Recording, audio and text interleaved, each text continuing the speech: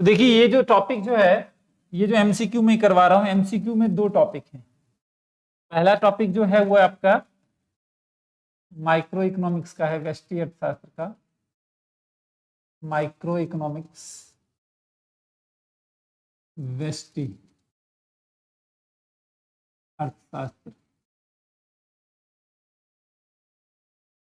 व्यष्टि अर्थशास्त्र के दो चैप्टर से मैं आप लोगों को आज एमसीक्यू करवाऊंगा। पहला चैप्टर है परिचय, इंट्रोडक्शन, परिचय से क्वेश्चंस करेंगे हम लोग। और दूसरा क्वेश्चन दूसरा है कंज्यूमर बिहेवियर एंड डिमांड, जो मैंने आपको करवाया हुआ है, कंज्यूमर बिहेवियर एंड डिमांड। ये दो टॉपिक हैं, कंज्यूमर बिहेवियर उपभोक्ता व्यवहार तथा मांग,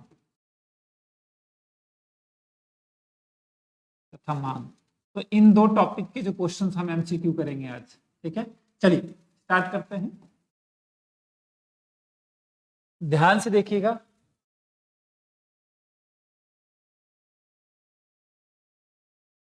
ये ठीक है, आइए। सबसे पहला क्वेश्चन है, निम्नलिखित में से किस देश में आर्थिक समस्या है? आर्थिक समस्या को बोलते हैं इकोनॉमिक प्रॉब्लम। तो किस कंट्री में आर्थिक समस्या होती है? किस कंट्री में आर्थिक समस्या है? कह रहा है निम्नलिखित में से किस देश में आर्थिक समस्या है? आर्थिक समस्या क्या होती है? आर्थिक समस्या कब होती है? जब सीमित साधन हो और आवश्यकता असीमित हो, तो हम साधनों का वैकल्पिक प्रयोग करते हैं। यानी आर्थिक समस्या का नाम है चुनाव की समस्या। और चुनाव कब होता है? जब सीमित साधन हो, असीमित आवश्यकता हो और साधनों का वैकल्पिक प्रयोग। तो ये हर अर्थव्यवस्था में होगा। चाहे अमेरिका होगा, वहां भी साधन सीमित होंगे, आवश्यकता असीमित होगी। चाहे वो पाकिस्तान होगा, चाहे वो भारत होगा, या किसी भी अर्थव्यवस्था में साधन सीमित होते हैं, आवश्यकताएं क्या होती हैं? असीमित होती हैं। तो हर नहीं नहीं नहीं, मनोज जी कह रहे हैं, मनोज कुमार मिश्रा पाकिस्तान में, क्या बात कर रहे हैं आप? इतनी दुश्मनी क्यों है पाकिस्तान? सीमित साधन तो किसी भी अर्थव्यवस्था में हो सकते हैं, हमारी अर्थव्यवस्था में नहीं है। हमारी आवश्यकता असीमित नहीं है। क्या आपको पानी पीने का मिलता है तो बिस्लरी क्यों मंगाते हैं? अगर होता तो पानी, नेचुरल पानी ही पीते, बिस्लरी का डिब्बे वाला पानी क्यों लेते हैं? मनोज कुमार जी समझ रहे हैं? तो आर्थिक समस्या हर अर्थव्यवस्था में होती है, हर अर्थव्यवस्था में साधन सीमित होते हैं। मनोज जी समझ आया? तो आर्थिक समस्या किसी भी अर्थव्यवस्था में हो सकती है, चाहे वो अमेरिका हो, पाकिस्तान हो, भारत हो या उपयुक्त सभी। ठीक है ना? व्यक्तिगत दुश्मनी हमें नहीं निकालनी है क्वेश्चन में, उपयुक्त सभी आएगा इसका। ठीक है, समझ आया सबको?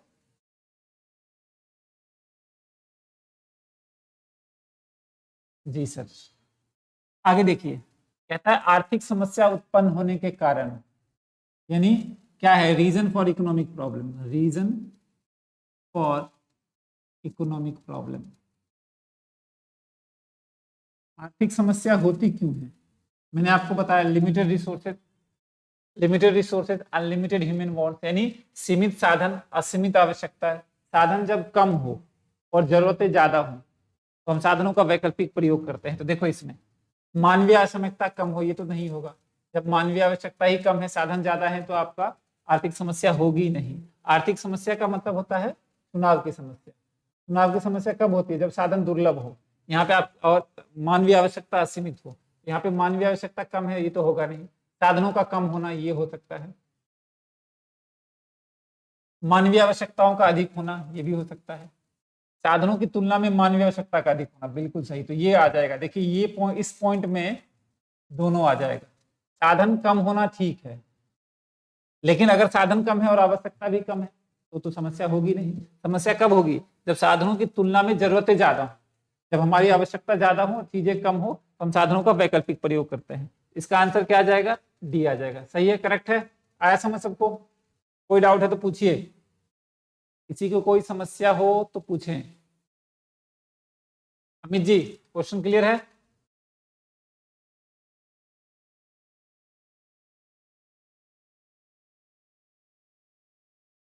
अमित जी, गौरव जी बताइए, टॉपिक समझ आया क्वेश्चन?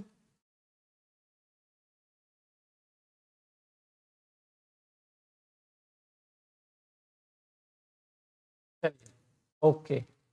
निम्नलिखित कथनों में से कौन सा कथन गलत है? कौन सा कथन गलत है कह रहा है, गलत। गलत कौन सा है? तो देखिए गलत कौन सा है, गलत की बात कर रहा है, कौन सा कथन गलत है? केंद्रीय समस्या साधनों की दुर्लभता से उत्पन्न होती है, सही है बिल्कुल।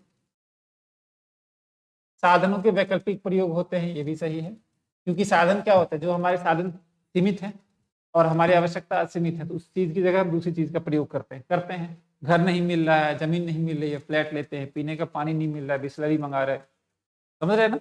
तो साधन सीमित है, उसका वैकल्पिक प्रयोग होता है, ये भी सही है। साधनों की मात्रा स्थिर है और उनमें कोई वृद्धि नहीं होती, ये तो गलत है।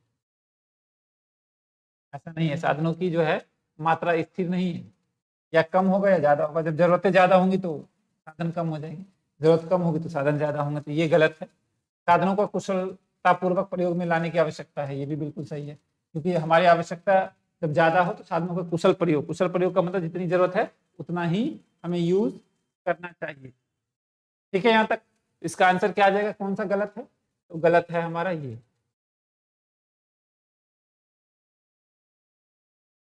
कोई दिक्कत यहाँ तक? नहीं सर।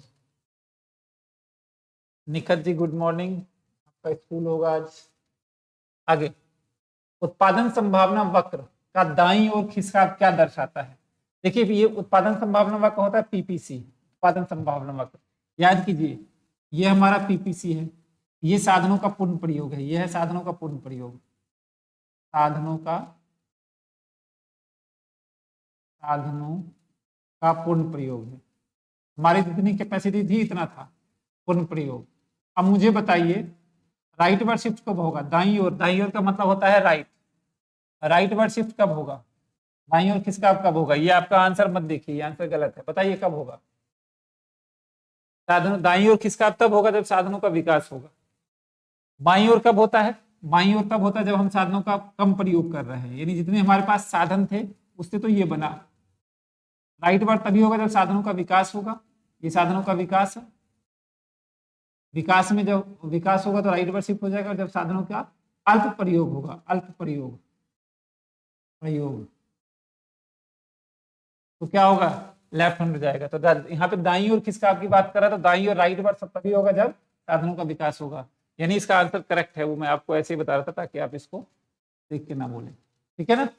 साधनों का विकास जब होगा अर्थव्यवस्था में तो हमारी पीपीसी, हमारा उत्पादन संभावना वक्त ज्यादा हो जाएगा, यानी हम ज्यादा उत्पादन कर पाएंगे, हमारी क्षमता बढ़ जाएगी। आगे बढ़ते हैं, जो लास्ट हमने 2 टॉपिक करे थे ना उसी का एमसीक्यू करवा रहा हूं। उत्पादन संभावना वक्र किस आर्थिक समस्या को दर्शाता है? उत्पादन संभावना वक्र क्या बताता है? उत्पादन की समस्या को बताता है, तो इसमें क्या उत्पादन करें उसकी समस्या को बताएगा।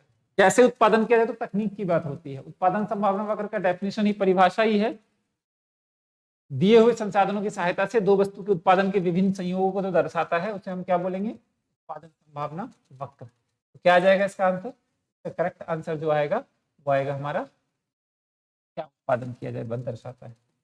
चलिए आगे बढ़ते हैं, लास्ट क्वेश्चन है इस पेज का। उत्पादन संभावना वक्र कितनी वस्तुओं के विभिन्न संयोगों को दर्शाता है? देखिए उत्पादन संभावना वक्र ऐसे बनता है, तो ये बात क्लियर है कि यहाँ पे एक वस्तु x यहाँ लिखेंगे और वस्तु y यहाँ लिखेंगे। अब मुझे बताइए कितनी वस्तु का उत्पादन कर सकते हैं? आंसर बताइए फटाफट, कमेंट कीजिए।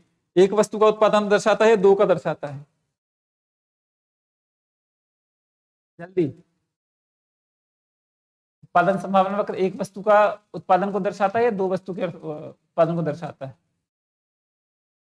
गौरव जी फटाफट कमेंट कीजिए, पम्मी जी, अमित जी, निखत जी, अगर आप फ्री हैं तो आप आंसर दे सकते हैं। 2 वस्तु का उत्पादन दर्शाएगा या एक वस्तु का? 2 का। ये तो क्लियर है, इसमें तो कोई डाउट ही नहीं होना चाहिए। तो 2 वस्तु का उत्पादन दर्शाता है, ये ध्यान रखिएगा, क्योंकि उत्पादन संभावना दी हुई संसाधनों की सहायता से 2 वस्तु का उत्पादन दर्शाता है। Very good. इसे तो छोटे छोटे क्वेश्चन। आइए, कल जो हमने इलास्टिसिटी ऑफ डिमांड किया था उसको ढंग से पढ़ लीजिएगा। 4 क्वेश्चन पूछा हुआ है बीपीएससी में, जो अभी जो पेपर हुआ था उसमें मिला लीजिएगा। इलास्टिसिटी ऑफ डिमांड, मांग की लोच के 3-4 क्वेश्चन हैं, तो आप आराम से कर सकते थे। आगे बढ़िए, निम्नलिखित में से पूरक वस्तु, देखिए पूरक वस्तु क्या होता है, पूरक वस्तु को बोलते हैं complementary goods, complementary goods, complementary goods. पूरक वस्तु का मतलब होता है जो एक साथ यूज होता है, जैसे कार और पेट्रोल हो गया, जो एक साथ यूज होता है। तो बताइए इसका आंसर क्या होगा इनमें, गुड़ और चीनी, चाय और कॉफी, गेहूं चावल, या ब्रेड और मक्खन? बताएंगे मुझे, फटाफट बताइए, मैं इसको ब्लर कर देता हूं। क्या आएगा आंसर? कल कल मेरा क्लास छूट गया था सर, उसका पीडीएफ मिल जाएगा मनोज कुमार जी, पीडीएफ मैंने उसमें भेज दिया है टेलीग्राम में। टी कॉफी, वाह अमित जी, टी कॉफी प्रतिस्थापन वस्तुएं होती हैं, चाय और कॉफी जो है प्रतिस्थापन वस्तु है। यहाँ पे पूरक वस्तु की बात कर रहा है, प्रतिस्थापन वस्तु होती है जो एक दूसरे की जगह यूज होता है, पूरक वस्तु वो होती है जो एक साथ यूज होता है, ध्यान रखिएगा, एक साथ जो यूज होगा। एक साथ कौन यूज होगा? गेहूं चावल एक साथ थोड़ी ना यूज होता है, चाय और कॉफी, गुड़ और चीनी एक साथ यूज नहीं होता, ब्रेड और मक्खन एक साथ यूज होता है। इसका आंसर ए आ जाएगा। सोनी जी सही आंसर है। अमित जी सी कैसे लगाइएगा आप? गुड़ और चीनी एक साथ डालते हैं चाय में, ये होगा सर, बिल्कुल सही। मनोज कुमार गुप्ता जी, मैं टेलीग्राम नहीं जुड़ा हूं, कैसे जुड़ पाऊंगा सर? कैसे जुड़ पाएंगे? बहुत बड़ा क्वेश्चन है ये तो। आप वीडियो देखिएगा, मेरे इसमें लिंक दिया हुआ है, किसी वीडियो में जाके पिन में लिंक दिया हुआ है, ठीक है ना? वैसे मैं आज भेज दूंगा, ठीक है, अभी अब मैं भेज दूंगा।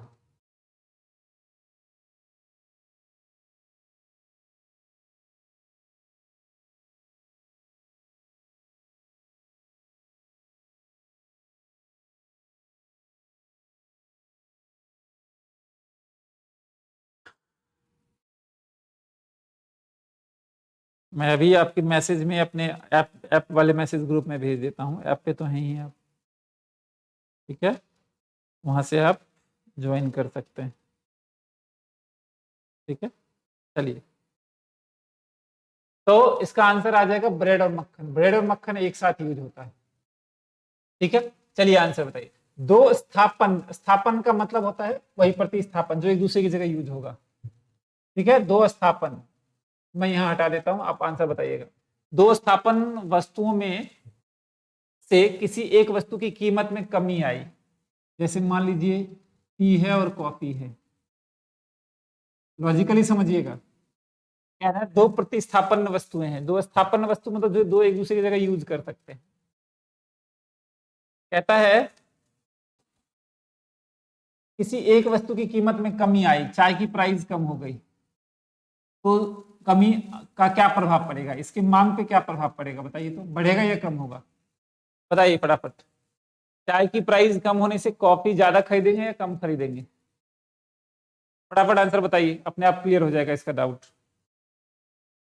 एमसीक्यू में हमें ऑप्शन नहीं देखना है, ऑप्शन बाद में देखते हैं, पहले हमें पता होना चाहिए क्वेश्चन क्या कह रहा है। बताइए, कहता है दो प्रतिस्थापन वस्तु में किसी एक वस्तु की कीमत में कमी हुई, टी की प्राइस में कमी हुई, तो कॉफी की डिमांड क्या होगी, बढ़ेगी या कम होगी? मैं ये सिर्फ ये पूछ रहा हूं, इंक्रीज होगा या डिक्रीज होगा? इसका बी होगा आंसर, अन्य वस्तु की मांग में कमी आएगी, ये बिल्कुल सही है, क्योंकि जब चाय सस्ती हो गई तो लोग चाय ज्यादा पियेंगे, कॉफी कम पियेंगे, बिल्कुल सही, बी आएगा इसका आंसर, करेक्ट है। अमित जी सी, देखिए अमित जी आपका डाउट सुनिए, अन्य स्थापन मांग में वृद्धि अब कैसे हो सकती है? चाय की प्राइस कम हो रही है, तो चाय की प्राइस कम होने से कॉफी की डिमांड आप ज्यादा कर लेंगे। चाय सस्ती है तो कॉफी क्या होगी, कॉफी हम ज्यादा खरीदेंगे? बिल्कुल नहीं खरीदेंगे। जब चाय महंगी हो, सस्ती है, हम कॉफी कम खरीदेंगे। क्यों कम खरीदेंगे जानते हैं? क्योंकि जब चाय सस्ती है तो चाय पियेंगे, कॉफी की डिमांड कम हो जाएगी। अब इसका उल्टा देख लीजिए, जब चाय महंगी हो गई तो कॉफी हम ज्यादा खरीदेंगे। क्लियर है यहां तक सबको? बताइए, एनी डाउट? क्लियर है?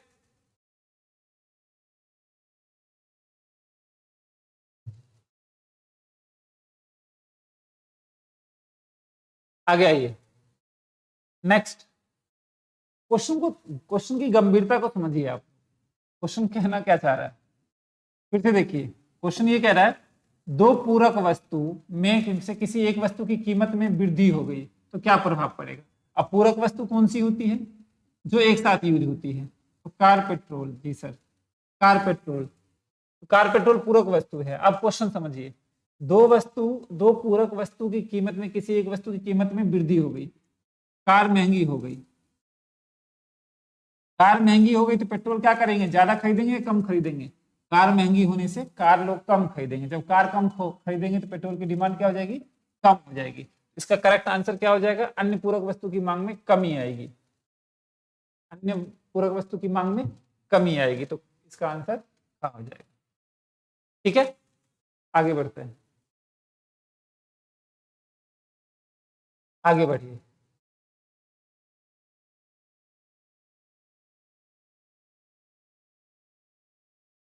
नेक्स्ट है वस्तु एक्स की कीमत पूर्ववत है, परंतु उपभोक्ता की आय में वृद्धि से एक्स की मांग में कमी आ जाती है। इस प्रकार की वस्तु क्या कहलाती है। यानी सोचिए, यहां पे देखिए, उपभोक्ता की आय में वृद्धि से उसकी मांग कम हो जाता है, इनकम बढ़ेगी तो डिमांड कम हो जाएगा। अब मुझे बताइए कौन सी वस्तु है, सामान्य वस्तु है, घटिया वस्तु है, पूरक वस्तु है, या स्थापन्न वस्तु है। याद कीजिए,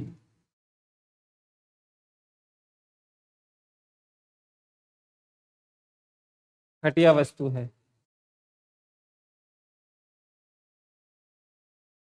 देखिए इसमें इनकम बढ़ी तो हम डिमांड कम कर रहे हैं, इसका मतलब वो सामान्य वस्तु नहीं होगा। सामान्य वस्तु कौन सी वस्तुएं होती हैं, सामान्य वस्तु वो वस्तु होती है जो इनकम बढ़ने से जिसकी डिमांड बढ़ जाए, इनकम कम होने से कम हो जाए। घटिया वस्तु वो होती है जिसमें इनकम बढ़ने से डिमांड कम हो जाए, इनकम कम होने से डिमांड बढ़ जाए। यानी घटिया वस्तु में कैसा संबंध होता था, ऋणात्मक, और सामान्य वस्तु में कैसा संबंध होता था, धनात्मक। तो ये जो है ना वीडियो आपको तभी समझ में आएगा, ये क्लास तभी समझ में आएगी जब इससे पहले वाली वीडियो यानी वीडियो नंबर 5 जो दिया हुआ है उसको आप ध्यान से समझिएगा। ठीक है ना, उसको ध्यान से देखिएगा। जो भी वीडियो जो है आप सीरियल वाइज देखिएगा तो आपको क्वेश्चन नहीं दिख रहा है सर, अच्छा क्वेश्चन नहीं दिख रहा है, ये लीजिए। ठीक है, अब समझिए। कहता है वस्तु एक्स की कीमत समान है, कीमत तो पूर्वत है, जैसे है वैसा ही था, परंतु आय में वृद्धि से मांग कम हो जाती है। आय बढ़ी तो मांग कम हो जाएगी, तो आय बढ़ने से मांग कम होती है, वो घटिया वस्तु होती है। आय बढ़ने से मांग बढ़े, वो सामान्य वस्तु होती है। ठीक है, तो ये पूछेगा। क्लियर है, आगे बढ़े। नेक्स्ट क्वेश्चन, जब एक वस्तु का मांग वक्र लंबवत अर्थात वाई एक्स के समांतर हो तो वह क्या संकेत करता है। ये देखिए, यही क्वेश्चन था आपके बीपीएससी सिलेबस में, बीपीएससी के क्वेश्चन में जो आया था पिछली बार जो पेपर हुआ था पीजीटी का। जब एक वस्तु का मांग वक्र लंबवत वाई एक्स के समांतर हो, ये लीजिए वाई एक्स ये है ना, इसके समानांतर, वाई एक्स के समानांतर है, वाई एक्स के समानांतर है, तो क्या होगा बताइए। वाई एक्स के समांतर ऐसे हो गया, और वाई एक्स के जब समांतर होगा चाहे कीमत बढ़े या कम हो, मांग पे कोई प्रभाव नहीं पड़ेगा। तो ईडी का फॉर्मूला होगा कीमत बढ़े या कम हो, मांग पे कोई प्रभाव नहीं पड़ रहा है, तो ईडी कितना आ जाएगा, 0। और 0 इसे बोलते हैं पूर्णतः बेलोचदार। बताइए कौन सा आंसर आएगा, पूर्णतः बेलोचदार, पूर्णतः बेलोचदार मांग, तो इसका आंसर आ जाएगा। अच्छा, आप लोगों को क्वेश्चन हो रहे हैं कि नहीं हो रहे हैं बताइए, कर पा रहे हैं ना आप लोग। जब प्रैक्टिस करिएगा, वीडियो देखते रहिएगा चारों पांचों, तो आराम से एक ही क्वेश्चन होगा, कोई दिक्कत नहीं होगी आपको करने में। आपका बीपीएससी का जो है पेपर आराम से निकलेगा। ठीक है, जहां लोग परेशान हो रहे होंगे आप वहां आराम से क्वेश्चंस करके निकल रहे होंगे।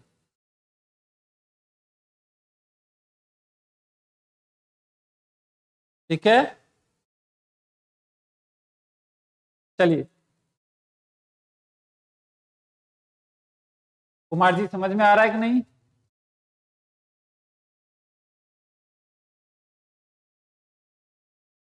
अमित जी आइए, क्या होगा इसका। नेक्स्ट, एक उपभोक्ता के लिए वस्तु एक्स की मांग पूर्णतः बेरोजगार है, एक उपभोक्ता के लिए वस्तु एक्स की मांग पूर्णतः बेरोजगार है। ठीक है, पूर्णतः बेरोजगार का मतलब वही जो ऊपर वाला हमने किया है, मतलब पूर्णतः बेरोजगार का मतलब चाहे प्राइस बढ़े या कम हो, डिमांड पे कोई फर्क नहीं पड़ रहा है। ठीक है, आगे पढ़िए। वह एक्स वस्तु की 10 रुपए कीमत पर 100 इकाइयां खरीदता है। मान लेते हैं ये प्राइस है, क्वांटिटी 10 पे 10 कीमत है, तो क्वांटिटी मात्रा उसकी 100 इकाइयां खरीदता है, इकाइयों की मांग करता है। बहुत बढ़िया। यदि एक्स की कीमत 20 हो जाए तो 20 रुपए हो जाती है, तो एक्स की मांग कितनी होगी, यानी ये कितना होगा बताइए, ये पूछ दिया है क्वेश्चन। अब मांग की लोच क्या है, पूर्णतः बेरोजगार है। पूर्णतः बेरोजगार का मतलब ईडी जीरो, ठीक है ना, ईडी जीरो होगा। तो ईडी का फॉर्मूला होता है delta Q upon delta P into P by Q. अब ईडी हमारा जीरो है क्योंकि पूर्णतः बेरोजगार है। डेल्टा क्यू क्वांटिटी में कितने का चेंज आ रहा है, एक्स माइनस 100, तो एक्स माइनस 100 आ जाएगा।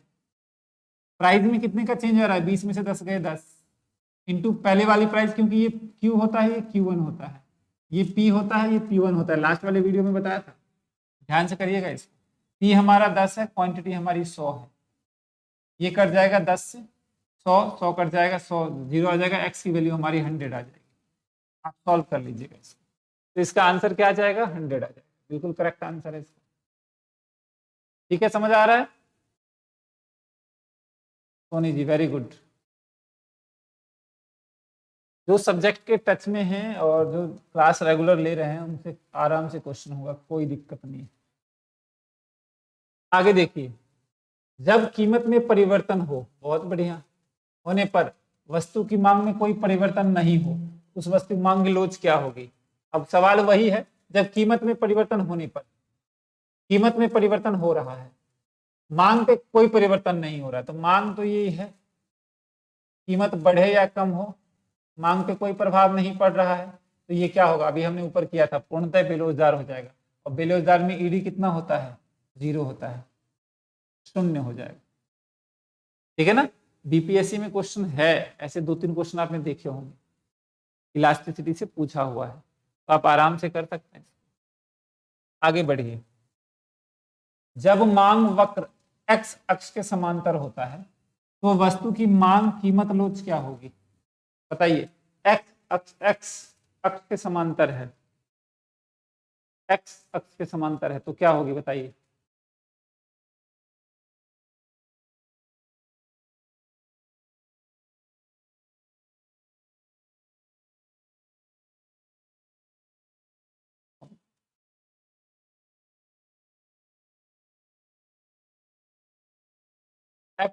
एक्स जो है ये है, ऐसे है मांग की लोच, तो कीमत में तो कोई प्रभाव नहीं पड़ रहा है, सिर्फ मात्रा बढ़ रही है।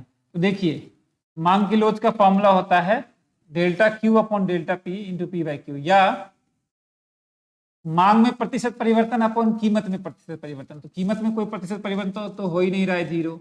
मांग में चाहे कुछ भी हो, मान लेते हैं 10%, अब कीमत में जीरो है, तो इसका मतलब ये ईडी कितनी हो जाएगी, इन्फिनिटी हो जाएगी, है ना, नॉट डिफाइंड, अनंत बोलते हैं इसको, क्या बोलेंगे, अनंत। ठीक है, नरेंद्र पांडे जी, गुड मॉर्निंग, बहुत लेट आते हैं आप। चलिए कोई बात नहीं, रिकॉर्डेड है वीडियो, तो कभी भी देख सकते हैं। आप लोग व्यस्त हैं, हमारी तरफ फ्री नहीं है, अपने हिसाब से आते हैं। आगे बढ़ते हैं, जब एक वस्तु की कीमत में 20% परिवर्तन होता है तो उस वस्तु की मांग 25% परिवर्तन होगा। कीमत में 20%, देखिए ईडी मांग की लोच का फॉर्मूला होता है, स्कूल में एग्जाम चल रहा है सर, अच्छा अच्छा, माफ कीजिएगा भाई साहब हमको, आप तो टीचर हैं, भूल गए थे। मांग में प्रतिशत परिवर्तन फॉर्मूला होता है, बिल्कुल पेपर चल रहे हैं अभी, 25% अपॉन कीमत में प्रतिशत, 25%, कीमत में 25%, सॉरी कीमत में कितना प्रतिशत विधि है, 20%, तो ये 1.25 आ जाएगा। सर आप इतनी अच्छी कैलकुलेशन कैसे करते हैं? अरे कैलकुलेशन ये मुझे तो याद है क्योंकि क्वेश्चन बार बार करवाया। 1.25 कोई दिमाग ज्यादा नहीं है मेरे पास, बार बार प्रैक्टिस से हुआ है। ठीक है ना, 1.25 आ जाएगा सीधा। ठीक है, देखिए आप लोग टीचर हैं उसका बड़ा बेनिफिट है। सर कैसे बेनिफिट है? देखिए सीधी सी बात है, अगर हमारे पास आप लोग जहां भी जिस एरिया में भी रहते हैं, हमें आप 10-15 बच्चे भी अगर इकट्ठा करके जो है बोल देते हैं कि भाई इकोनॉमिक्स की क्लास 11th क्लास हो या 12th हो, सर से ले लो आप, तो हमारे लिए कितने सारे बच्चे जुड़ जाएंगे सोचिए। अगर 100 बच्चे भी, 100 स्टूडेंट भी आप लोग, क्योंकि आप लोग टीचर हैं, आप लोग जिसको गाइड करेंगे वो बच्चा आएगा। और as a economist, sorry economic teacher अर्थशास्त्र के टीचर होने के हिसाब से, अगर आप किसी को बोलते हैं कि आप धीरज सर से क्लास लीजिए और 100 हमारे टीचर हैं, तो अगर 10-10 भी अगर बच्चों को बोल देते हैं क्लास के लिए, तो हमारे पास कितने बच्चे जुड़ जाएंगे? 1000 बच्चे जुड़ जाएंगे। ठीक है ना, और जिस दिन 1000 बच्चे जुड़ गए, जिस टीचर ने भी हमें अगर 10-10 बच्चे को रिकमेंड करके हमसे जोड़ा है ना, तो हम उनकी फीस वापस कर देंगे, क्योंकि जो टीचर हमारे लिए इतना कर सकता है हम तो उनके लिए तो कुछ कर ही सकते हैं।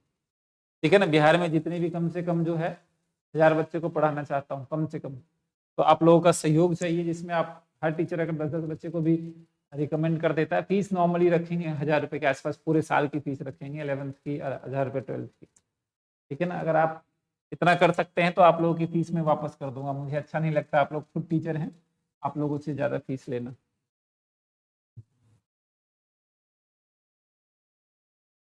सर मेरे विद्यालय में 11वीं में से एक भी बच्चा इको नहीं लिया है, नालायक है बच्चा, उनको पता नहीं इकोनॉमिक्स के बगैर आप क्या कर सकते हो।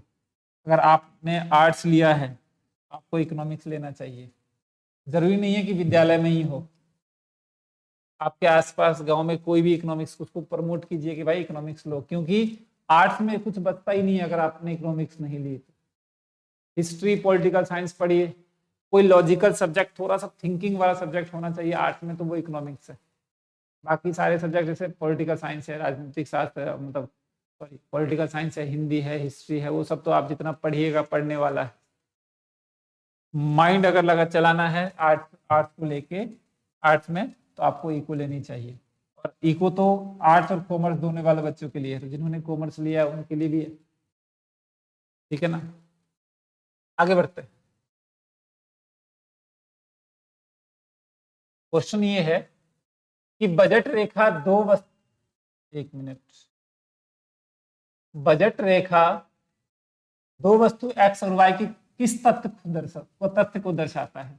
याद कीजिए, बजट रेखा वह रेखा होती है जो उपभोक्ता की दी हुई आय से क्रय शक्ति को बताता है। बजट मतलब औकात की रेखा, और औकात का मतलब होता है क्रय शक्ति। यानी बजट रेखा क्या दर्शाता है? क्रय शक्ति दर्शाता है, क्रय शक्ति दर्शाता है कि आप कितना खरीदते हैं, आपकी जितनी इनकम है उसमें आप कितना खरीदते हैं, कि क्रय शक्ति को दर्शाएगा। वो हमारा क्या हो जाएगा? बजट रेखा हो जाएगा। नीलू जी फिर से ज्वाइन कर लिया उन्होंने। तो ये चीजें हैं, तो क्या दर्शाएगा? कीमत अनुपात। हाँ, हमारे दो वस्तु कितना कितना खरीदेंगे, तो ये हमारे किस वस्तु से कितना कितना खरीदते हैं, कीमत रेखा को दर्शाएगा। यानी बजट रेखा का दूसरा नाम याद है, कीमत रेखा भी बोलते हैं। बजट रेखा जो होता है, प्राइस लाइन भी बोलते हैं, प्राइस लाइन भी बोलते हैं इसको। क्लियर है? आगे बढ़िए। एक अनादिमान वक्र क्या प्रदर्शित करता है? एक अनादिमान वक्र क्या प्रदर्शित करता है? अनादिमान वक्र वह वक्र होता है जो उपभोक्ता की दी हुई आय से दो वस्तु के उपभोग के विभिन्न संयोगों को दर्शाता है। उपभोग के विभिन्न संयोगों को दर्शाता है। नरेंद्र जी प्राइस, हाँ उसका प्राइस ही था। तो उपभोग के विभिन्न रेशों को दर्शाएगा। क्या दर्शाएगा? देखिए, उपभोक्ता की आय, दो वस्तु की कीमत बिल्कुल नहीं, उपभोग दो वस्तु हम कितना कितना यूज कर रहे हैं, उपभोक्ता की रुचि ये भी नहीं, उपभोक्ता की आय ये भी नहीं। तो ये आंसर, करेक्ट आंसर दो वस्तु के कुल उपयोगिता को दर्शाता है, यानी दो हमारी जितनी इनकम है उससे हम कितना कितना यूज करते हैं दो वस्तु का। तो बिल्कुल करेक्ट आंसर आ जाएगा आपका। ठीक, चलिए आगे बढ़ते हैं। बहुत सारे क्वेश्चंस करने वाले हैं। उपभोक्ता अनादिमान वक्र जो होता है उसे बोलते हैं इंडिफरेंस कर्व। तो दूसरा नाम है इंडिफरेंस कर्व। क्या दर्शाता है? तो यूटिलिटी को दर्शाता है कि दो गुड्स हम कितना कितना यूज करते हैं। नेक्स्ट क्वेश्चन कहता है एक अनादिमान वक्र यानी एक आईसी का आकार क्या होता है। देखिए अनादिमान वक्र ये क्वेश्चन भी पूछा हुआ था, आप हमारे स्टेट में भी पूछा हुआ था। आईसी कैसे होता है? आईसी होता है उत्तल, जिसका तल मूल बिंदु की ओर ऊपर की तरफ हो, उत्तल। इसे इंग्लिश में बोलते हैं कॉन्वेक्स। ठीक है ना, कॉन्वेक्स यानी नतोदर होगा मेरे ख्याल से इसका आंसर। सॉरी, उत्तल को क्या बोलते हैं? उन्नतोदर। ठीक है ना, ये देख लीजिएगा, उन्नतोदर। बिल्कुल सही नरेंद्र पांडे जी, बहुत बढ़िया। देखिए आप लोग आंसर देते रहते हैं तो मोटिवेशन मिलती है कि आप लोगों को सही समझ में आ रहा है। आगे आइए। जब एक उपभोक्ता की संतुष्टि के स्तर पर वृद्धि होती है तो उपभोक्ता के व्यवहार में क्या स्थिति होगी? जब एक उपभोक्ता की संतुष्टि मतलब उपभोक्ता संतुलन में है, उपभोक्ता संतुलन में स्तर में वृद्धि होती है तो उपभोक्ता के व्यवहार में क्या स्थिति होगी? कोई परिवर्तन नहीं होगा, ये तो परिवर्तन तो हो ही रहा है। उसके नादिमान वक्र पर संचलन होगा? बिल्कुल नहीं। संतुष्टि में देखिए, उपभोक्ता की संतुष्टि स्तर में वृद्धि, तो संतुष्टि कब होता है? जब हमारा मान लीजिए इनकम ये है तो आईसी ये बना, नादिमान वक्र ये बना, आईसी ऊपर बन रहा है, इसका मतलब हमारी संतुष्टि अधिक होगी। याद कीजिए अनादिमान वक्र की विशेषता थी कि ऊंचा अनादिमान वक्र उपभोक्ता को अधिकतम संतुष्टि प्रदान करता है, बताया था मैंने। इसका क्या हो जाएगा? ऊंचा अनादिमान वक्र उपभोक्ता को अधिकतम संतुष्टि प्रदान करता है, तो दाईं ओर खिसकाव हो जाएगा। बिल्कुल सही नरेंद्र जी। ठीक है, तो उस ऊंचा अनादिमान वक्र उपभोक्ता को अधिकतम संतुष्टि प्रदान करता है, बिल्कुल सही है। आगे बढ़िए। मांग का नियम किन मदों के संबंध को दर्शाता है? मांग का नियम किस या किन मदों के संबंध को दर्शाता है? देखिए उपभोक्ता की आय और वस्तु की मांग। मांग का नियम क्या कहता है? मांग का नियम कहता है किसी वस्तु की कीमत अगर कम होगी तो मांग बढ़ जाएगी, कीमत बढ़ी तो मांग कम हो जाएगी। कैसा संबंध होता है? ऋणात्मक संबंध होता है। तो मांग का नियम क्या दर्शाता है? उपभोक्ता की आय और वस्तु की मांग। बिल्कुल नहीं, आय की तो बात ही नहीं करेंगे, आय की बात बिल्कुल नहीं करेंगे। वस्तु की कीमत और मांग की मात्रा में, ये बिल्कुल सही लग रहा है क्योंकि कीमत और मात्रा में, वस्तु की कीमत और प्रतिस्थापन, इसकी तो बात ही नहीं करेंगे। दो वस्तु की कीमत, बिल्कुल नहीं। तो मांग का नियम क्या दर्शाता है? एक वस्तु की कीमत और मांग में क्या संबंध है? कीमत कम हुई तो मांग बढ़ जाएगी, कीमत बढ़ेगी तो मांग कम हो जाएगी, कीमत और वस्तु की मात्रा में। इसका आंसर दिया जाएगा, बिल्कुल सही।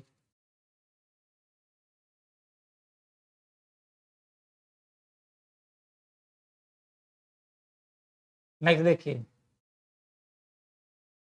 जब एक वस्तु एक्स की कीमत में कमी के कारण वाई की मांग में वृद्धि हुई। अच्छा चलिए देखते हैं यहाँ पे, एक एक्स वस्तु है और दूसरा क्या है? वाई वस्तु है। कह रहा है एक्स वस्तु की कीमत में कमी हुई है, एक्स वस्तु की कीमत में कमी हुई है, कमी हुई, इसकी कीमत कम हो गई, इसकी मांग बढ़ जाएगी। सोचिए ये कब होता है? कौन सी वस्तु है? इन वस्तु में प्रकृति क्या है? स्थापन वस्तु है, पूरक वस्तु है, सामान्य वस्तु है या घटिया वस्तु है? देखिए सामान्य वस्तु में क्या होता है? इनकम बढ़ने से डिमांड बढ़ जाए, और घटिया वस्तु क्या होती है? इनकम बढ़ने से डिमांड कम हो जाए, यानी ऋणात्मक संबंध होता है। इसमें धनात्मक संबंध होता है, इसमें सामान्य और घटिया वस्तु में आय प्रभाव होता है। तो ये दोनों तो कट गया। ठीक है ना, अब कह रहा है कि एक की प्राइस कम होने से दूसरे की डिमांड बढ़ जाए, तो ये तो पूरक वस्तु होगा, क्योंकि पूरक वस्तु में देख लीजिए कार और पेट्रोल, कार सस्ती होती है तो पेट्रोल की डिमांड क्या होती है? बढ़ जाती है। तो इसका करेक्ट आंसर क्या हो जाएगा? बी। बिल्कुल सोनी जी सही आप बता रहे हैं आप। ठीक है ना, कहता है उपभोक्ता की आय में वृद्धि हुई, इनकम बढ़ गई होने पर मोटे अनाज घटिया वस्तु की मांग पर क्या प्रभाव पड़ेगा?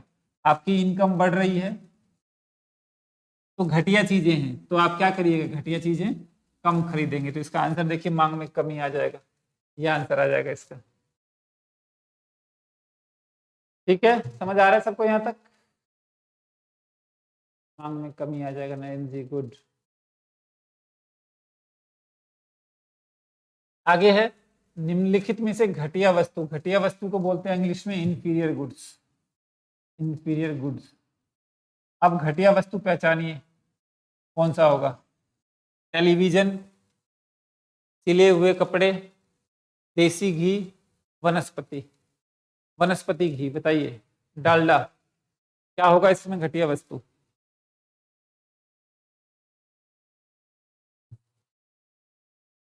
आंसर बताइए फटाफट।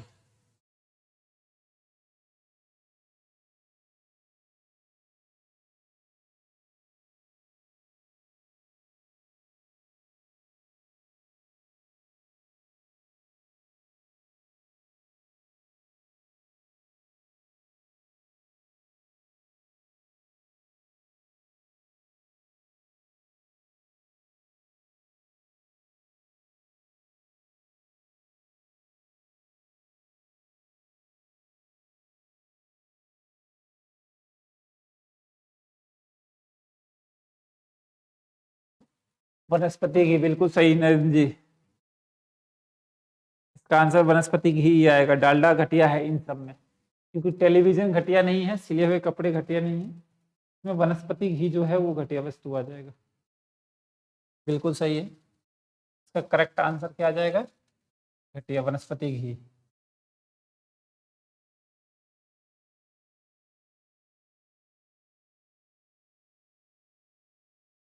नेक्स्ट क्वेश्चन देखिए, निम्नलिखित में से कौन सी दो वस्तुएं स्थापन्न वस्तुएं का एक उदाहरण है। स्थापन्न वस्तु का उदाहरण है, सब्स्टिट्यूट गुड्स का। बताइए, ब्रेड और मक्खन स्थापन्न वस्तुएं। स्थापन्न वस्तु क्या होती है पता है ना, एक दूसरे के स्थान पर यूज होने वाले। बताइए फटाफट, तब बताएंगे इसमें एक दूसरे के स्थान पर यूज होने वाले। स्थान पर यूज होने वाले।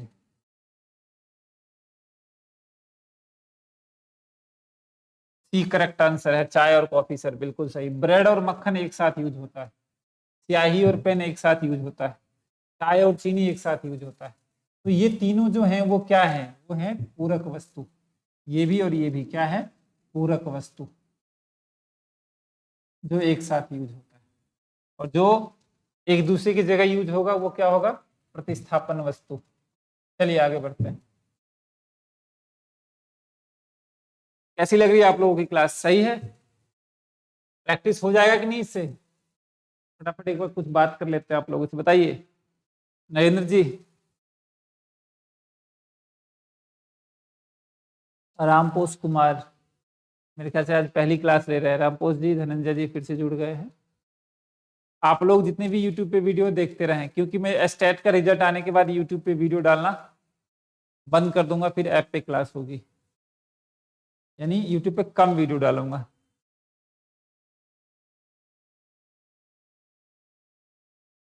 एक आध दो कभी कभी डाल दिया। Nice sir, Manoj ji nice. अच्छा, आप ध्यान दे रहे थे।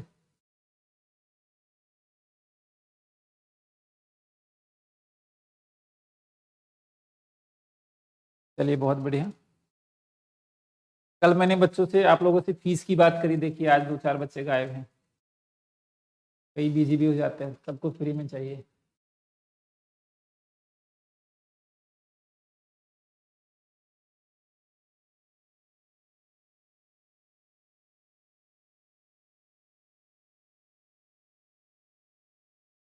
सर मैं भी अभी क्लास में हूँ, नहीं तो मैं इसका लिंक भेज दूंगा, आप टेंशन ना लें। Manoj Kumar Mishra ji, don't worry. Sir class का टाइम बदल दीजिए, टाइम बदल दें। कब कर दें भाई? शाम में सही रहेगा सर, शाम में सही, 3:30 बजे रख दें क्या? 3:30, 3:30 रख सकते हैं क्या? 3:30 to 5, लेकिन डेली नहीं हो पाएगी फिर।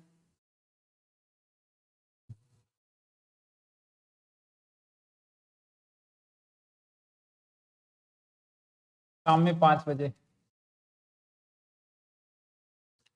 शाम में 5 बजे, 5 बजे। देखिए 4 से लेके 8 तक मेरी कंटिन्यू 11th और 12th की क्लास चलती है।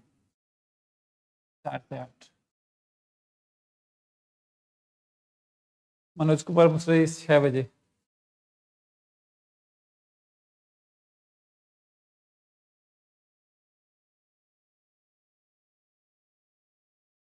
रखेंगे क्लास, देखते हैं अभी।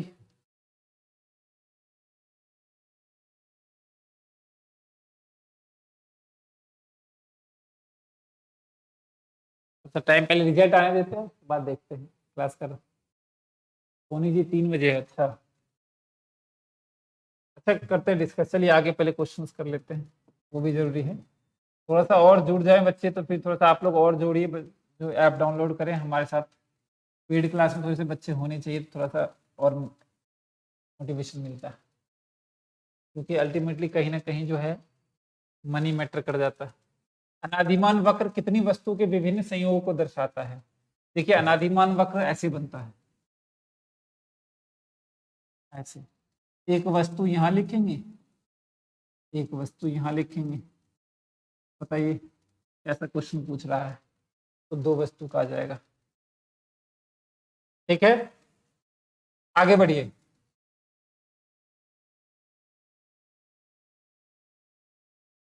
उन वस्तुओं का मान बताइए जो 2 उपभोक्ता के उन संयोगों को प्रदर्शित करता है जिनके बीच एक उपभोक्ता तटस्थ रहता है। उस वक्र का नाम बताइए जो 2 वस्तु के उन संयोगों को दर्शाता है जो उपभोक्ता तटस्थ रहता है। तो तटस्थ रहता है तो तटस्थता वक्र, तटस्थ रहता है तो तटस्थता वक्र। और अनादिमान वक्र का ही दूसरा नाम क्या है? अनादिमान वक्र का ही दूसरा नाम तटस्थता वक्र है, तटस्थता वक्र। इसका आंसर क्या आ जाएगा? इसका करेक्ट आंसर आ जाएगा आपका ए। वीडियो टेलीग्राम में ग्रुप में डाल दीजिए सर। बिल्कुल डाल देंगे, अभी कैसे डाल दे? जब वीडियो पूरी खत्म हो जाएगी क्लास, लाइव क्लास, उसके बाद डालेंगे। मनोज कुमार जी आपके पास वीडियो मिल जाएगा, टेंशन ना ले।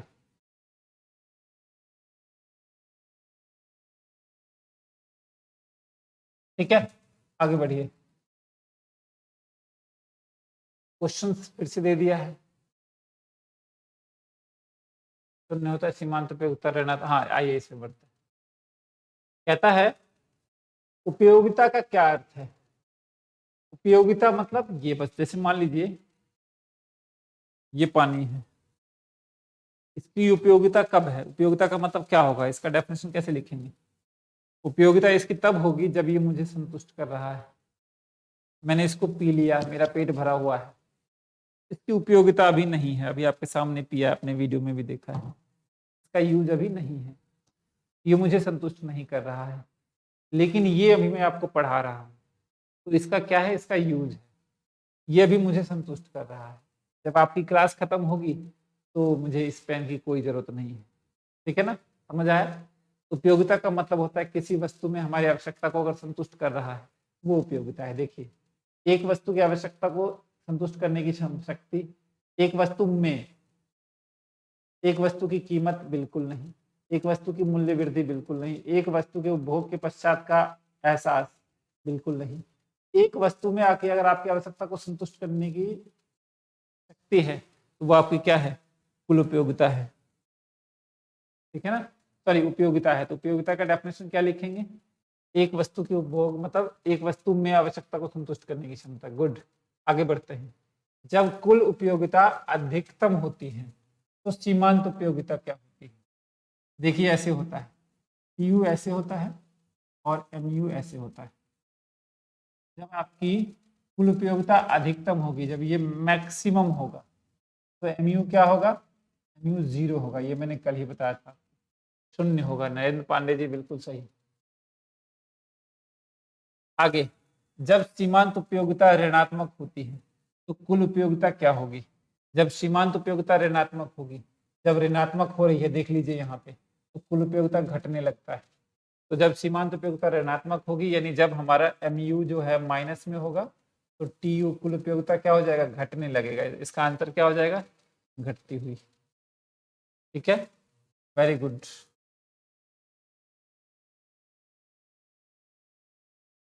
आगे देखिए, कहता है जब सीमांत उपयोगिता धनात्मक होती है तो कुल उपयोगिता क्या होगी? सीमांत उपयोगिता धनात्मक होती है तो कुल उपयोगिता क्या होगी? देखिए इसमें कुछ नहीं है, ऐसे मान लीजिए, तो थोड़ा सा एग्जांपल से बताते तो मजा आता। ठीक है, सीमांत उपयोगिता आपकी क्या होती है? कम होती है, पता है ना आपको। 50, 40 मान लेते हैं, 10, 0 माइनस 10, ऐसे होती है सीमांत उपयोगिता। सीमांत उपयोगिता हासमान नियम क्या कहता है? जैसे जैसे कोई चीज का यूज करेंगे उपयोगिता हमारी कम होगी। अब टीयू निकाल के देख लीजिए, टीयू पहले पे 50 आएगा, टीयू होता है एमयू का प्लस, यानी कुल उपयोगिता होती है सीमांत उपयोगिता का प्लस, ये 90 आ जाएगा, 90 10 100, 100 0, 0 माइनस 10 90 आ जाएगा, सॉरी 100 प्लस 0 100 आएगा, हाँ ये आ जाएगा। अब बताइए, कह रहा है जब सीमांत उपयोगिता धनात्मक होता है, धनात्मक मतलब यहाँ तक, तो कुल उपयोगिता क्या होती है? तो कुल उपयोगिता क्या हो रही है? बढ़ रही है, तो इसका आंसर क्या हो जाएगा? बढ़ती हुई। किसी को कोई डाउट हो तो बताइए यहाँ तक।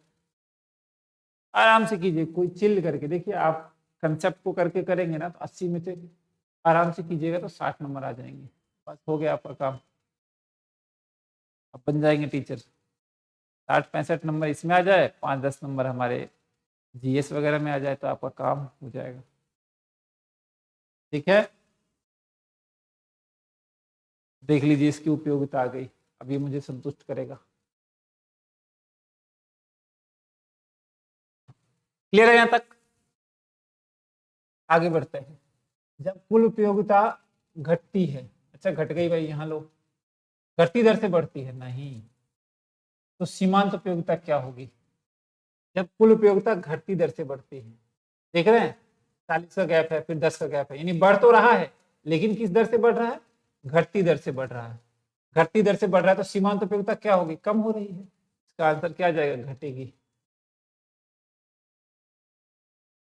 समझ आया? कह रहे घटी, अब पता कैसे चलेगा कि घटती दर से बढ़ रही है? घटती दर का मतलब क्या होता है? पहले 50 था, बहुत बढ़िया, तो आगे जब बढ़ेगा ना तो 50 नहीं बढ़ेगा, 40 बढ़ेगा, फिर उससे आगे बढ़ेगा तो 30 बढ़ेगा। घटती दर का मतलब ये होता है कि जब बढ़ रहा है ना तो पहले से कम बढ़ रहा है। जैसे देखिए पहले 50 था तो आगे जब बढ़ेगा तो 40 बढ़ा, फिर उससे जब आगे बढ़ा तो देखिए 10 बढ़ा, तो उसे बोलते हैं घटती दर, यानी गैप कम होना चाहिए। बढ़ रहा है लेकिन गैप कम होना चाहिए, इसका आंसर घटती दर आ जाएगा, ये करेक्ट आंसर है।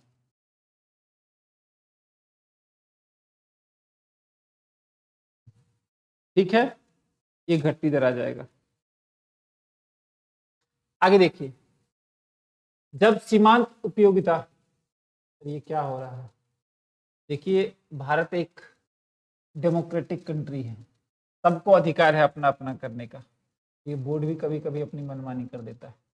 जब सीमांत उपयोगिता शून्य होती है तो कुल उपयोगिता कितनी होगी? ये भगवान, कितनी बार ये क्वेश्चन हमें परेशान करेगा। ये देखिए, जब सीमांत उपयोगिता शून्य होगी तो कुल उपयोगिता क्या होगी? कुल उपयोगिता मैक्सिमम होगी, अधिकतम होगी, तो आंसर क्या आ जाएगा? अधिकतम होगी। ठीक है, C answer. Amit ji very good. अब देखिए अमित जी फॉर्म में आ रहे हैं। अमित जी अगर टच में रहिएगा, डेली वीडियो देखिएगा ना तो आपका बिल्कुल सही हो जाएगा। रिपीट कर दे सर। रिपीट ये है, जब सीमांत उपयोगिता शून्य है, देखिए यहाँ पे शून्य है, यहाँ पे शून्य है, सीमांत उपयोगिता शून्य है, तो टीयू क्या है? सबसे अधिक है। अधिक तो यहाँ भी है लेकिन रिलेशन यहाँ बनता है, जब ये 0 होगा तो मैक्सिमम होगा। पांडे जी ठीक है? नरेंद्र पांडे जी ठीक है?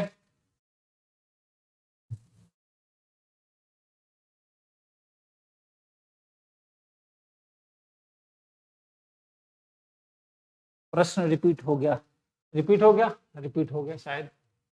हाँ आइए, सीमांत उपयोगिता, वो क्वेश्चन थोड़ा अलग था पांडे जी, थोड़ा सा अलग था। सीमांत उपयोगिता नियम के अनुसार सीमांत उपयोगिता क्या स्थिति होती है? जब एक की अधिक इकाइयों का उपभोग करते हैं, जब हम इकाइयों का अधिक उपभोग करते हैं तो सीमांत उपयोगिता में सीमांत उपयोगिता की स्थिति क्या होती है? यानी सीमांत उपयोगिता हासमान नियम क्या कहता है? जैसे जैसे किसी चीज का यूज करेंगे वैसे वैसे सीमांत उपयोगिता क्या होगी? क्या स्थिति होगी? सीमांत उपयोगिता कम हो जाएगी, तो गिरना आरंभ कर देता है। इसका आंसर आ जाएगा D, D is correct answer. क्योंकि सीमांत उपयोगिता हासमान नियम क्या कहता है? जैसे जैसे हम किसी चीज का यूज करेंगे वैसे वैसे उसकी सीमांत उपयोगिता कम होगी। एक ऐसी स्थिति आएगी जहां पे सीमांत उपयोगिता शून्य अथवा ऋणात्मक हो जाएगी सर, ठीक है, कम हो जाएगी। बिल्कुल सही। सोनी जी भी एक्टिव है, नरेंद्र जी भी एक्टिव है, अमित जी फॉर्म में आ रहे हैं, अभी धीरे धीरे कंसेप्ट को समझ लिया इन्होंने। आइए, एक देश के भीषण बाढ़ से हजारों लोगों की मृत्यु हो जाती है। ओ माय गॉड, तो गलत हो गया।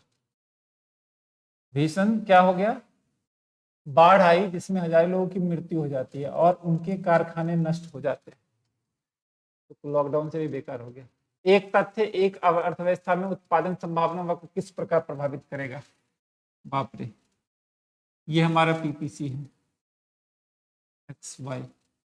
बाढ़ आई, ठीक है, घर नष्ट हो गए, फैक्ट्री बंद हो गई। इसका मतलब जितना हम प्रयोग करते थे, ये था साधनों का पूर्ण प्रयोग, साधनों का पूर्ण प्रयोग, फुल यूटिलाइजेशन। तो इससे क्या होगा? लेफ्ट वर्ड हो जाएगा।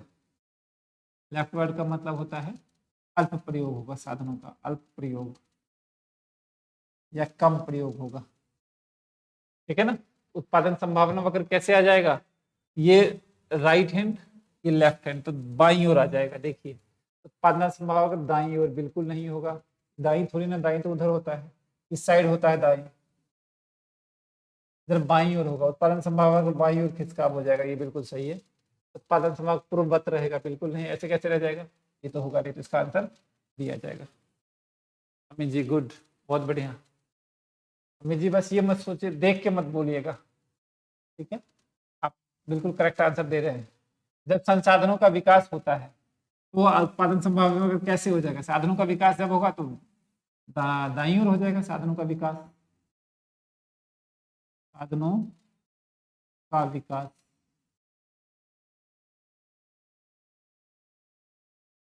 साधनों का विकास हो जाएगा। आर्थिक, क्योंकि आर्थिक कमी हो गया था उस समय, ठीक है।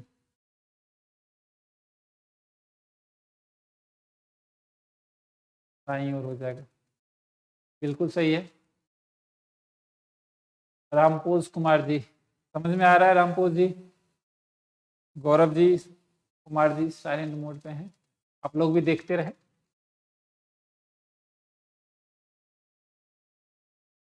कहता है जब संसाधनों का विकास होगा तो क्या होगा? साधन उत्पादन संभावना दाईं ओर आ जाएगा, बिल्कुल सही, दाईं ओर, दाईं ओर, दाईं। क्लियर है? नेक्स्ट देखिए, उत्पादन संभावना वक्र का प्रयोग बिंदु क्या संकेत करता है? उत्पादन संभावना वक्र का प्रत्येक बिंदु, उत्पादन संभावना वक्र ये है, ऐसे बनता है। ये कब बनता है? जब साधनों का पूर्ण प्रयोग होता है, साधनों का पूर्ण प्रयोग, पूर्ण प्रयोग। तो यहाँ पे कोई भी पीपीसी है, ये साधनों का क्या हो जाएगा? पूर्ण प्रयोग दर्शाता है, यानी पूर्ण रोजगार हो जाएगा इसका आंसर। साधनों का विकास तो होगा नहीं। कह रहा है उत्पादन संभावना का प्रत्येक बिंदु, ये सब बिंदु, साधनों की कमी की तो बात ही नहीं करेंगे। तो रोजगार को नहीं दर्शाता, पूर्ण रोजगार को दर्शाता है कि जितने साधन है हमारे, साधनों का पूरा यूज हो रहा है, जितने भी लोग हैं उनका पूरा यूज हो रहा है, तो इसका पूर्ण रोजगार आ जाएगा, करेक्ट आंसर। नेक्स्ट है,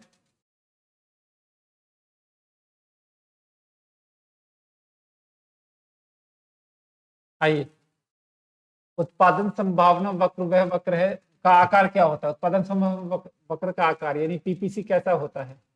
तो आपको पता है पीपीसी ऐसे बनता है ना। इसका कॉनकेव होता है, इंग्लिश में इसको कॉनकेव बोलते हैं। तो मूल बिंदु की ओर नतोदर बनता है, मूल बिंदु की ओर नतोदर बनता है। तो कैसे बनता है ये? मूल बिंदु की ओर नतोदर होता है, ठीक है ना। तो नतोदर आ जाएगा इसका आंसर, करेक्ट आंसर क्या है? नतोदर आ जाएगा, कॉनकेव होता है। ये क्यों होता है? अगर आपसे पूछेगा नतोदर क्यों होता है, क्योंकि सीमांत अवसर लागत एमओसी बढ़ता है, इसलिए नतोदर होता है। पीपीसी उन्नतोदर भी हो सकता है जब हमारा एमओसी क्या होगा? कम होगा। यहाँ तक क्लियर है सबको?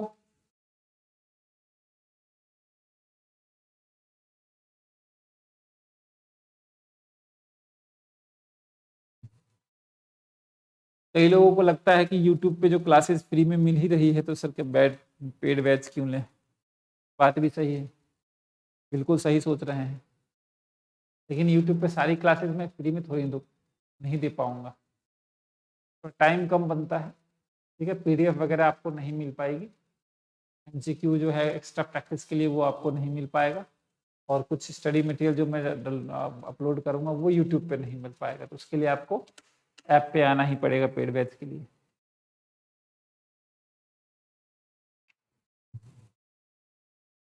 आगे बढ़िए। संसाधनों की कमी, सॉरी संसाधनों की वृद्धि से उत्पादन संभावना अगर कैसा बन जाएगा, तो राइट वर्ड हो जाएगा, ऐसे बन जाएगा। साधनों का वृद्धि का मतलब क्या होता है, दाईं ओर किसका, उत्पादन संभावना दाईं ओर हो जाएगा, इसका करेक्ट आंसर डी हो जाएगा। ठीक है ना, क्या हो जाएगा करेक्ट आंसर, डी। फिर नेक्स्ट क्वेश्चन है,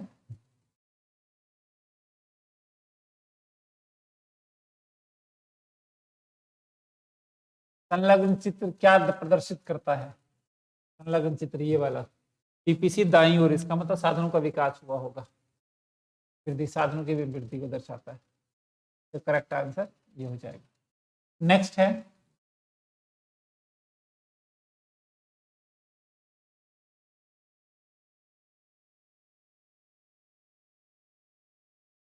नेक्स्ट क्वेश्चन देखिए, जब किसी संभावना वक्र पर एक बिंदु को दूसरी बिंदु पर संचलन होता है तो यह क्या प्रदर्शित करता है।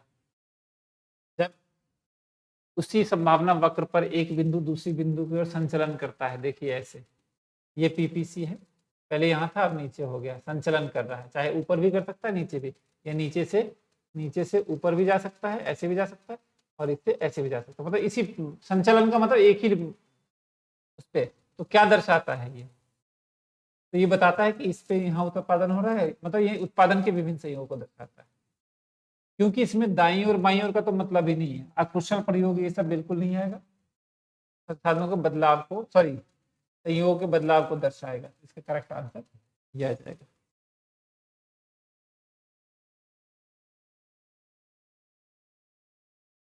धीरज कुमार जी बहुत लेट आए हैं आप, क्लासेस रेगुलर टाइम पे लीजिएगा तो ठीक रहेगा,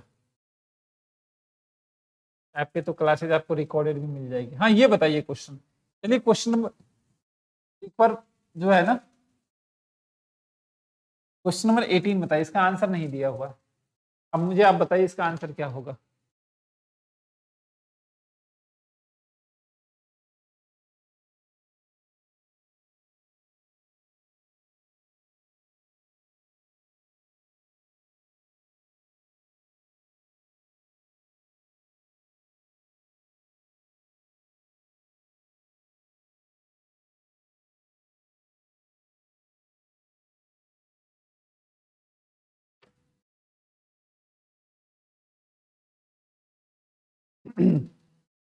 इसका आंसर बताइए फटाफट, लास्ट क्वेश्चन का, 14, क्वेश्चन नंबर 14 का।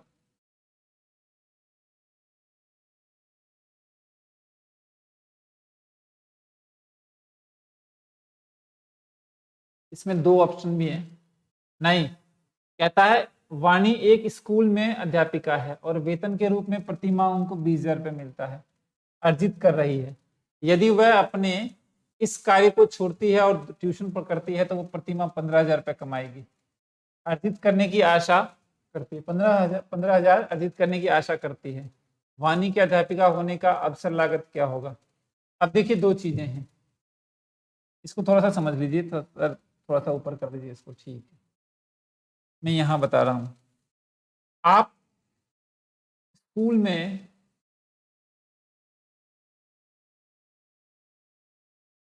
है, शायद वो स्कूल अध्यापिका है, आप 20,000 रुपये कमा रहे हैं, ठीक है, और अब अगर आप ट्यूशन पढ़ाते हैं तो 15,000 रुपये कमाएंगे, आपके लिए सबसे बेस्ट कौन सा है, स्कूल ही पकड़ के रखिए, ठीक है, तो त्याग किसको करेंगे, स्कूल, स्कूल ही रहेगा आपका, तो आपका जो त्याग होगा, सेक्रीफाइस होगा, आप क्या करना पसंद करेंगे, सेक्रीफाइस यानी त्याग, आप इस ट्यूशन पढ़ाना नहीं चाहेंगे तो ट्यूशन पढ़ाने को हमने त्याग किया, 15,000 को छोड़ दिया, जिसको छोड़ते हैं, जिसको त्याग करते हैं उसे बोलते हैं अवसर लागत।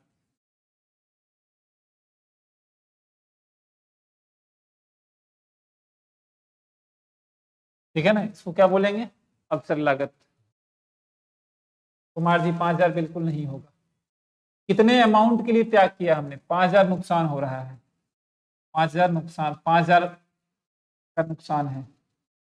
जिस अमाउंट से नुकसान होता है उसे बोलते हैं सीमांत अवसर लागत, सीमांत अवसर लागत।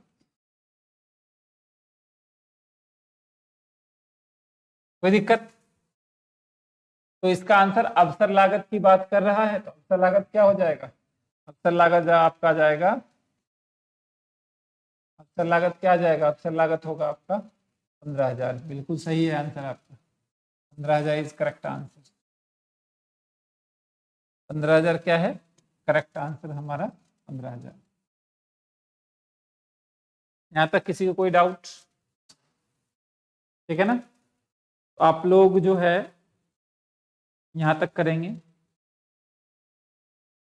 यहां तक करना है आप लोगों को, ठीक है।